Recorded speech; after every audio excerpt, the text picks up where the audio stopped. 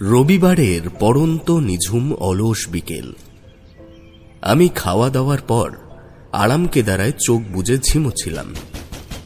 এমন সময় দরজায় কড়া নড়তেই একেবারে ভূত দেখার মতো চমকে উঠলাম। বুঝলাম আমার ঝিমুনিটা ভাত ঘুমে পরিণত হতে যাচ্ছিল। ঠিক তখনই এই কড়াঘাত। টেবিলের ওপরে রাখা চশমাটা নাকের ওপরে বসিয়ে আলিস্যি ছাড়তে ছাড়তে গিয়ে দরজাটা খুলে দেখলাম ডাক পিয়ন নিজের ঝোলার থেকে এক তাড়া খাম বের করে তার ভেতর থেকে আমার চিঠিটা খুঁজে বের করবার চেষ্টা করছে। অবশেষে নির্দিষ্ট খামটি হাতে নিয়ে অন্যগুলি ঝোলায় পুড়ে রেখে হাসি মুখে সে বললে, বিভূতি দাদা, তোমার এই চিঠিখানি এসেছে কালকের বক্সে। বৃষ্টি বাদলার জন্য এদিকে আসতে পারিনি। এই নাও। বলে আমার বহু পরিচিত পিয়ন হরনাথ মণ্ডল খামটি আমার হাতে দিয়ে রিসিপ্ট শিটে সই করিয়ে নিয়ে চলে গেল। খামের ওপর কম্পিত হস্তে আমার নাম ও ঠিকানা লেখা রয়েছে দেখে প্রথমে অনুমান করেছিলাম পত্র প্রেরকের বয়স হয়তো 70 পেরিয়েছে। কিন্তু চিঠিটি খাম থেকে বের করা মাত্রই আশ্চর্য হলাম সেটিতে আমাদের বহু পুরনো বন্ধু অশ্বিনীর পরিচয় পেয়ে। আলোচিত বিষয়বস্তু খুব বেশি বড় নয়, তবে যেটুকু লেখা আছে তা বড়ই রহস্যজনক। সেখানে জানানো হয়েছে, আশা করি তুমিও কিশোরী ভালো আছো। বহুবার তোমাদের আমার বাড়িতে এসে ঘুরে যেতে বলেছি, কিন্তু তোমরা কর্মব্যস্ততার দোহাই দিয়ে আসোনি কোনো বাড়ি। তবে এবার যদি তোমরা একবারের জন্য না আসো তাহলে হয়তো এই বন্ধুটিকে আর দেখতে পাবে না। মর্মান্তিক ঘটনা ঘটে চলেছে আমার এখানে প্রতিনিয়ত। হয়তো ধীরে ধীরে মানসিকভাবে অসুস্থ হয়ে পড়ছে।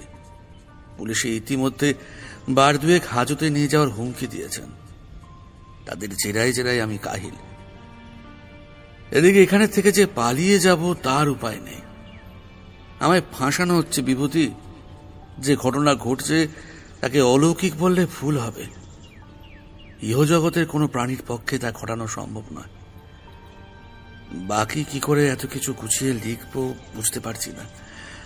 মনের ভাব ও পরিস্থিতি লিখে বোঝানো কঠিন।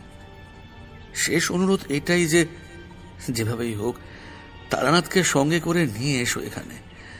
আশা করি আমার অনুরোধটা উনি বুঝবেন। এতে তোমার শুভাকাঙ্ক্ষী অশ্বিনী মিশ্র। ব্যাপার খুব ভালো বুঝছি না হে। মুশকিলটা হলো অশ্বিনী থাকে বহু দূরে। আশেপাশে হলে দুম করে একবার দেখে আসা যেত। সে যত দূরেই হোক না কেন, এমন তো নয় যে সেখানে পৌঁছানোর পথ নেই। আজকের মধ্যে আমরা তৈরি হয়ে নিচ্ছি ঠাকুরমশাই। সন্ধ্যায় আমি একবার এসে আপনাকে ট্রেনের টাইমটা জানিয়ে দিয়ে যাব। বিকেল তখন 4টে। তারপর তিনজনেই নির্দিষ্ট সময়ের ঘন্টা দুয়েক আগে স্টেশনে পৌঁছে অপেক্ষারত হলাম আমাদের বাহনটির জন্য। রাত ঠিক 8:30 সময়ই আমাদের ট্রেনটি গদাই লস্করি চালে সাইরেন বাজিয়ে স্টেশন ত্যাগ করল। তারানাথ 2 হাত কপালের কাছে নিয়ে বলল, জয় বাবা বিশ্বনাথ। আমরাও তার দেখা দেখি মনে মনে বিশ্বনাথের নাম স্মরণ করলাম। পাহাড়পুর, গয়া, রফিগঞ্জ সহ বিভিন্ন ক্ষুদ্র ক্ষুদ্র স্টেশন ছেড়ে সকাল 11টার সময় পৌঁছালাম সনাতনীদের অন্যতম পূর্ণ তীর্থের স্থান কাশী স্টেশনে। অন্তরের উত্তেজনা ও উদ্বিগ্নতাগুলি পুনরায় পুঞ্জীভূত হতে শুরু করল মনে ও মস্তিষ্কে। তারানাথ বলল, এরপরেই আমরা নামব। স্টেশন থেকে কত দূর হে লামহি গ্রাম? কিশোরী জবাব দিল, জাংশনে নেমে ওখানের থেকে বাস পাওয়া যাবে, রামেশ্বর বলেছে। মাইল 10 রাস্তা। ওই ধরুন ঘন্টা 1.5 লাগবে লামহি পৌঁছতে। আরো মিনিট 20 মধ্যেই আমরা গন্তব্যে নেমে পড়লাম। একেই হয়তো বলে পবিত্র বেনারসের গেরুয়ায় মুড়ে রাখা অমৃত স্থল। স্টেশন চত্বর থেকে শুরু করে যত দূর চোখ যায় পিল পিল করে ঘুরে বেড়াচ্ছে সাধু সন্তের দল। তাদের ভিড়ে দর্শনার্থীদের নিতান্তই বেমানান দেখায়। আমরা তিনজনে বাস স্ট্যান্ডের দিকে হাঁটা শুরু করলাম। তারানাথ বলল, শ্রাবণের প্রথম সোমবার আসছে। বাবা বিশ্বনাথের দর্শন করবার জন্য মানুষ মুখিয়ে রয়েছে এখন। লোকজনের সমাগম সবে তো শুরু। এখানে দেখতে পারতে ভক্ত সংখ্যা কাকে বলে? কথাটা যে একেবারেই ভুল নয় তা অনুমান করাই যায়। তবে জিজ্ঞাসাবাদ করতে করতে আমরা যে বাসে এসে চাপলাম সেটিতে কিন্তু জনা কয়েক লোক ছাড়া আর কেউ সঙ্গী হলো না। শুনলাম লামহি গ্রামের দিকটায় খুব বেশি লোকজন যায় না, কারণ ওই পথ দুর্গম এবং অপেক্ষাকৃত কম জনবসতিপূর্ণ। আমাদের বাসটি লামহি গ্রামের সামনে নামিয়ে দিল বিকেল 4:15 নাগাদ। তবে আমাদের সঙ্গে সেখানে আর একজন যাত্রী নামল, বয়স 40-এর কাছাকাছি, চেহারা ছিমছিমে। অনেকক্ষণ ধরে লক্ষ্য করছিলাম আমার দিকে বারবার উনি আর চোখে চাইছিলেন। আমরা 3 জন লামহিতে নামবার পর একটু ইতস্তত করছি দেখে উনি এগিয়ে এসে বললেন, আপনাদের এখানে নতুন দেখছি, কার বাড়িতে এসেছেন? আমরা অশ্বিনীর বাড়িতে যাব। সে বলেছিল লামহি গ্রামে শ্মশানের কাছে তার বাড়ি, তবে শ্মশানটি কোন দিকে যদি একটু বলে দেন তাহলে সুবিধা হয়। কিশোরীর কথা শুনে আগন্তুকের চোখ দুটি যেন জল জল করে উঠল।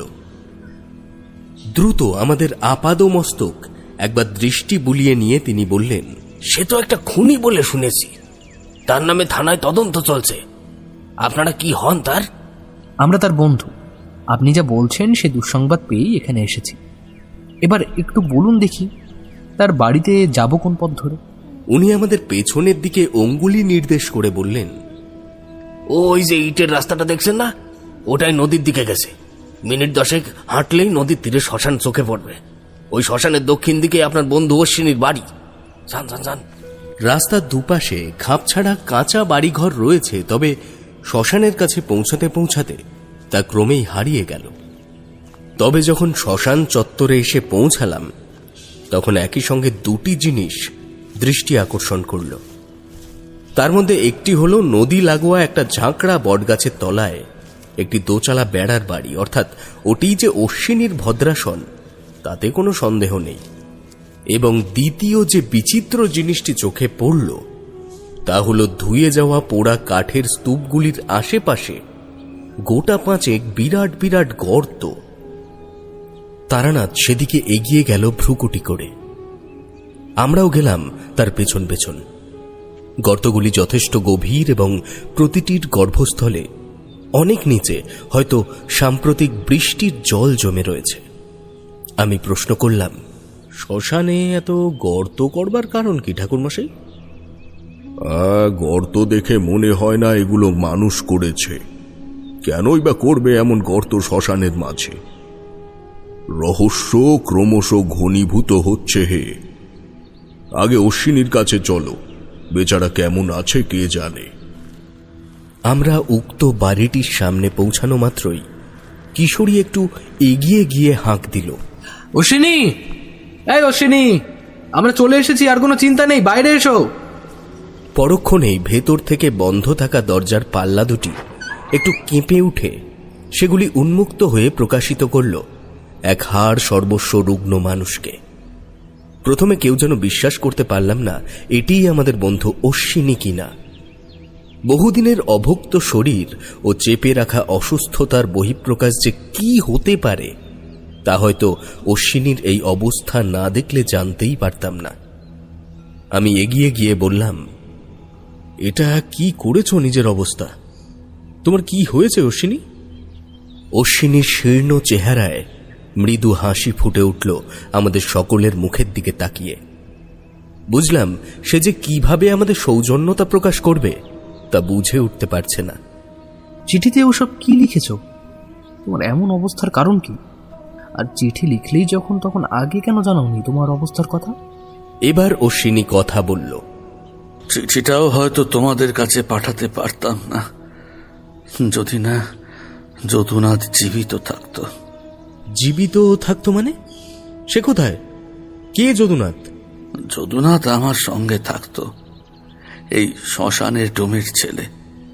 তাকে ওরা মেরে ফেলেছে, যার মৃত্যুর অভিযোগ উঠছে আমার দিকে। কারা মেরে ফেলেছে? কি হয়েছে এখানে একটু বলো তো। অশ্বিনী আমার প্রশ্ন শুনে একবার তার ঘরের ভেতরের দিকটায় পেছন ঘুরে দেখল। তার দৃষ্টিতে সতর্কতা ও ভয়ের একটা অঙ্গীকার মিশে গেল মুহূর্তেই। অভিব্যক্তি দেখে আমরা সকলেই বুঝতে পারলাম যে ঘরের ভেতরে নিশ্চয়ই কেউ একটা রয়েছে, যে কারণে সে আততায়ী নাম আমাদের জানাতে পারছে না। কিশোরী বলল, কি হলো বলো তো? কারা মেরে ফেলেছে যদুনাথকে? আর ভেতরে কি দেখছো? কে আছে ঘরের ভেতর? এমন সময় তারানাথ আমার হাত টেনে পাশে সরিয়ে দিয়ে অশ্বিনীর সামনে গিয়ে দাঁড়ালো। তার চোখ কুঞ্চিত ও প্রশ্নসুলভ। বেশ খানিকক্ষণ তার দিকে একইভাবে তাকিয়ে থাকার পর নিচু গলায় সে বলল, সর্বনাশ! এই পিশাচিনীর পাল্লায় আবার এর মধ্যে কিভাবে পড়লে? সরে এসো দেখি, দরজার সামনে থেকে সরো। অশ্বিনী তারানাথের নির্দেশ ফেলবে না তা বলাই বাহুল্য। আমাদের দুজনের আগের থেকেই সে তারানাথকে চেনে। ঠাকুরমশাই ধীর পায়ে ঘরের মধ্যে প্রবেশ করে প্রথমে ওপরের টালি এবং তারপর ঘরটির চারিদিকে সন্দিগ্ধ দৃষ্টি ফেলল। তারপর নিচু হয়ে ঘরের উত্তর কোণায় রাখা তক্তপোষের তলায় দেখতেই পেছন দিকে হাত তুলে আমাদের সতর্ক করার ভঙ্গিতে বললে, কেউ এক পাও এগোবে না আমি না বলা পর্যন্ত।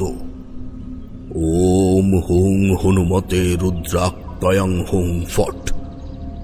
ওম আইম হ্রিম শ্রীম প্রতাঙ্গ্রীরা মম রক্ষ রক্ষ মম শত্রুন ভঙ্গায় ভঙ্গায় ফে হোম ফট স্বাহা। সরে যাও। ঠিক এমন সময় প্রত্যেকেই লক্ষ্য করলাম একটা বিচিত্র মনুষ্য সদৃশ প্রাণী, যার সম্পূর্ণ শরীর মাথার চুল দিয়ে ঢাকা, ঠিক যেন টিকটিকির মতন চার পায়ে হেঁটে তার মাথা ঝাঁকাতে ঝাঁকাতে অশ্বিনীর সদর দরজার চৌকাঠ নিমেষে টুকরো টুকরো করে দিয়ে আমাদের পায়ের কাছের থেকে তীব্র গতিতে বাইরের দিকে চলে গিয়ে বাড়ি সংলগ্ন ঝাঁকড়া বটগাছের গোড়ায় পৌঁছানো মাত্রই মিলিয়ে গেল। তারানাথ আমাদের দিকে তাকিয়ে বলল, একটু দাঁড়াও, বাড়িটা বন্ধ করে দিই। তারানাথ তার ঝোলার ভেতর থেকে একটা কাঁচের শিশি বের করে তার অন্তর্হিত তরলটি শিশির মুখ অর্ধ চেপে রেখে ছিটিয়ে দিল বাড়িটির চারিদিকে। তারপর পুনরায় দাওয়ায় উঠে এসে বলল, এবার ঘরে চলো, আর কোনো ভয় নেই। তবে জনশূন্য শ্মশানে একা একা পড়ে থাকার মানেটা কি বলতে পারো? আর কি করেই বা এসব ঘটনা ঘটলো? আপনারা ঘরের ভেতরে আসুন ঠাকুরমশাই, আমি সবটা বলছি। আপনারা সকলে আমায় এখনো মনে রেখেছেন ভেবেই আমার দুশ্চিন্তা অনেকখানি লাঘব হয়েছে। মন বলছে এবার আমি নাই বিচার পাবো। এসো কিশোরী, এসো এসো, তোমরা ভেতরে এসো।